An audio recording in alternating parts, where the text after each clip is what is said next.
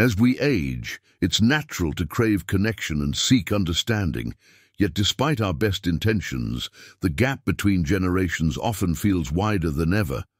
We find ourselves asking questions, eager to keep pace with a rapidly changing world. We want to know about the latest gadgets, grasp the newest trends, or simply understand the world our children and grandchildren live in. But here's the problem. Instead of opening doors to meaningful conversations, our questions are often met with impatience, sarcasm, or the dreaded look that seems to say, "Oh, not again." Imagine this. You're genuinely curious about something you've seen on your grandchild's phone. You ask, "What's that app about?" You're hoping for a friendly explanation, but instead you get a dismissive, "Just Google it." Suddenly, your curiosity feels like a burden, and instead of feeling closer to your loved one, you feel a step behind, like an outsider in a world you helped build. This disconnect doesn't have to define your interactions. What if I told you there's a way to stay engaged, foster deeper relationships, and retain your sense of dignity, all while navigating the challenges of communication with younger generations?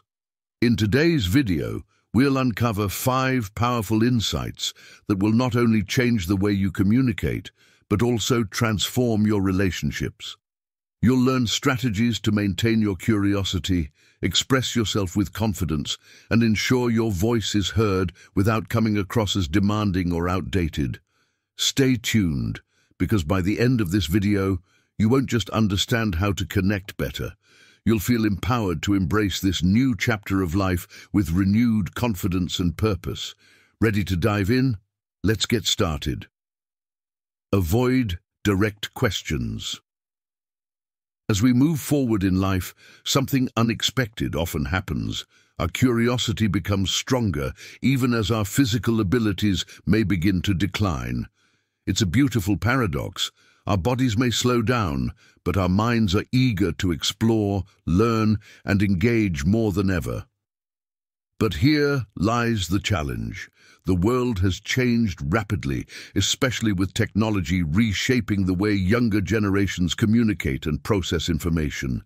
For them, answers are instant, a mere tap on a screen. For us, gathering information has always been about conversation, shared stories, or a good book. The disparity can be overwhelming. Imagine a scene. You're sitting with a younger family member, and you ask, "How does this app work?"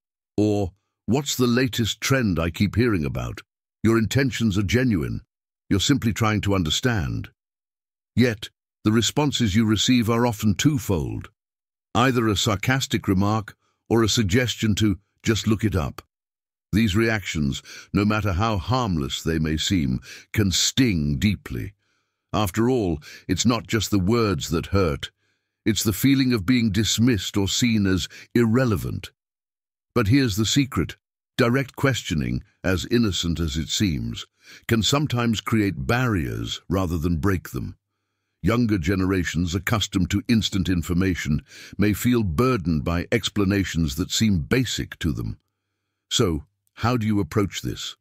Instead of asking direct questions, try shifting the conversation to a more positive tone. For instance, say, "It's amazing how quickly you can find things on your phone," or, "I admire how you navigate all this technology." By starting with a compliment or a positive observation, you create a more welcoming atmosphere. You're not putting the person on the spot. Instead, you're inviting them to share what they know, not out of obligation, but out of a desire to connect. This approach doesn't just make the conversation smoother, it preserves your dignity. It helps you avoid feeling belittled or left behind, turning curiosity into an opportunity for connection rather than conflict. It's a simple but profound shift that can make all the difference. 2. Never use arrogant words. As we age, one of the most important lessons we learn is the difference between true confidence and mere arrogance. Confidence is quiet, steady, and rooted in experience. It doesn't need to boast. Arrogance, on the other hand, often hides insecurity. It's the loud, attention-seeking side of the ego that masks a fragile sense of self-worth. This distinction becomes even more crucial when interacting with younger generations. You've seen it before. Someone tries to assert themselves by making grand statements about their achievements or by belittling others' experiences. While it may seem like a way to earn respect, the reality is quite different. Arrogance doesn't foster connection, it breeds distance. For the younger generation, who value authenticity and collaboration over hierarchy, it can be particularly off-putting. Arrogance can make you seem out of touch, overshadowing the wisdom and experience you actually have to offer. Think about a situation where you're trying to share a story from your past, perhaps a proud moment from your career or personal life. If the story leans too heavily into self-praise, the younger person may mentally check out. They might see it as boasting rather than sharing, and that can close doors rather than open them. It's not that they don't appreciate your accomplishments, it's how they're framed that makes all the difference. So how do you communicate without coming across as arrogant? The key lies in humility. Approach conversations with genuine interest in the other person's perspective. When you do share a story, frame it as a lesson learned rather than a victory won. For example, instead of saying, "I was the best in my field," you could say, "I learned a lot from the challenges I faced in my career." This slight adjustment not only makes you more relatable, but also invites others to see you as a source of wisdom, rather than as someone who's simply showing off. Humility doesn't mean downplaying your achievements, it means presenting them in a way that fosters mutual respect and understanding. It allows you to share your experiences without appearing to put others down. This approach not only keeps the conversation open and engaging, but also creates a space where both sides can learn from one another. True confidence is about knowing your worth without the need to prove it, something the younger generation often appreciates more than any bragging rights. 3. Don't unnecessarily dredge up your flaws. As relationships deepen, there's often a natural urge to be more open, to share your past mistakes, regrets, or even the painful experiences that shaped who you are today. It feels like an honest and genuine way to build trust. But here's a crucial truth. Revealing too many flaws, especially those from the distant past, can backfire not just in relationships with younger people, but in any relationship. Consider this: the stories you share shape how others see you. If you continually revisit moments of failure or regret, they start to dominate the narrative of who you are, even if unintentionally. For example, imagine telling a story about a major mistake from your early career days. You think you're sharing a valuable lesson, but to the younger person listening, it might sound like a cautionary tale about what not to do, rather than a story of growth and transformation. Over-disclosure can also make you more vulnerable than necessary. It's not just about opening up to others. It's about handing over sensitive parts of yourself that could be misunderstood or, worse, used against you in the future. Someone might inadvertently bring up your past mistakes during a disagreement, leaving you feeling exposed and hurt. Even well-meaning listeners may internalize your flaws, shaping their perception of you in ways that overshadow the person you've become. So, how can you navigate this without losing authenticity? Focus on the present version of yourself, the one who has grown, learned, and evolved from past mistakes. Instead of revisiting regrets, emphasize the positive changes that have come from those experiences. For instance, rather than saying, "I really messed up that time," try saying, "That experience taught me an important lesson about resilience." This way, you're sharing wisdom without getting bogged down by negativity. It's not about hiding who you were, it's about being selective in how you present your story. You don't have to bring up every flaw or mistake to be genuine. Instead, let your actions, personal growth, and present self speak louder than any past regrets. This approach not only preserves your dignity, but also helps you maintain a more positive self-image, reinforcing a healthier, forward-looking perspective. 4. Don't get angry. As we grow older, we often hear people say that we become more like children, easily frustrated by small things. While it might be true that our patience wears thinner with age, the real root of this anger often lies deeper than just minor annoyances. It's the feeling of loneliness and being overlooked that can make us more prone to losing our temper. But here's the catch. This kind of anger doesn't solve anything. It only pushes people away, especially the younger generation who may not fully understand the deeper reasons behind it. Picture this. You find out that a group of friends or family members held a gathering without informing you. Instantly, a sense of betrayal rushes in. Why wasn't I invited, you wonder?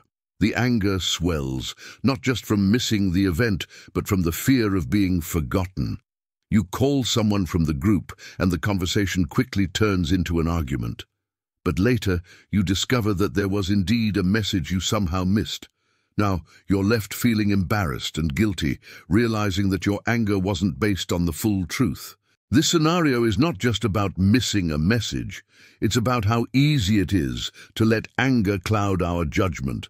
The truth is, reacting with anger can damage relationships and worse, leave you feeling isolated. It creates a cycle where your anger makes others uncomfortable, leading them to distance themselves further, which in turn increases your feelings of loneliness. The solution? Replace anger with patience, understanding, and self-reflection. The next time you feel that familiar wave of frustration rising, pause for a moment. Ask yourself, is this anger helping the situation, or is it just pushing people away? Instead of reacting with hostility, try expressing your feelings calmly. For example, instead of shouting, "Why didn't you tell me?" try saying, "I would have loved to be part of it. I hope I can join next time." This approach not only maintains your dignity, but also keeps the door open for meaningful connections. Letting go of anger doesn't mean you ignore your feelings. It means you control them before they control you. It's a conscious choice to live peacefully, valuing harmony over conflict.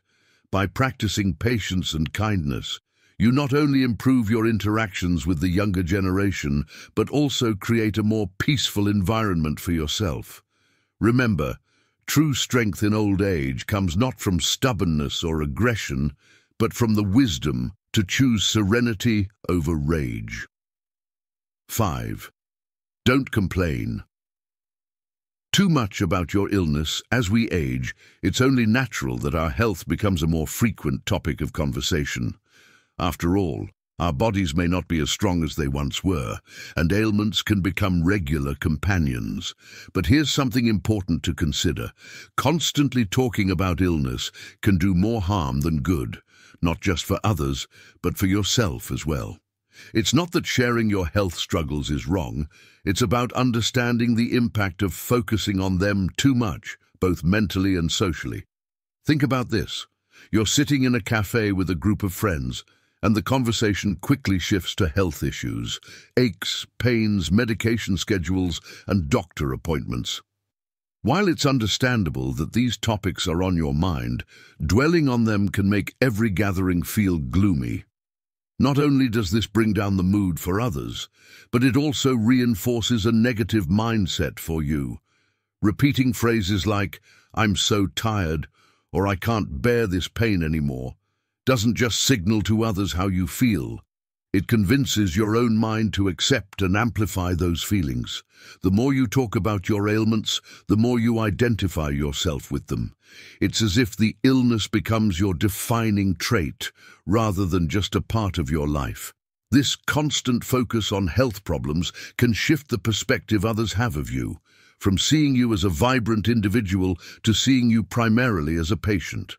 As we reach the end of this video, let's reflect on the 5 insights that can truly transform your relationships with the younger generation and, more importantly, enhance your sense of dignity and self-worth.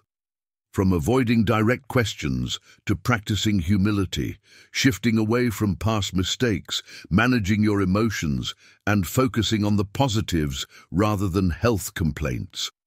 These insights are more than just communication tips. They're tools for living a happier, more fulfilling life. But here's the real question.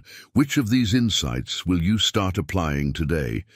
It's easy to think that changing old habits is difficult, but remember, even a small shift in approach can lead to big changes in how you're perceived and how you feel about yourself.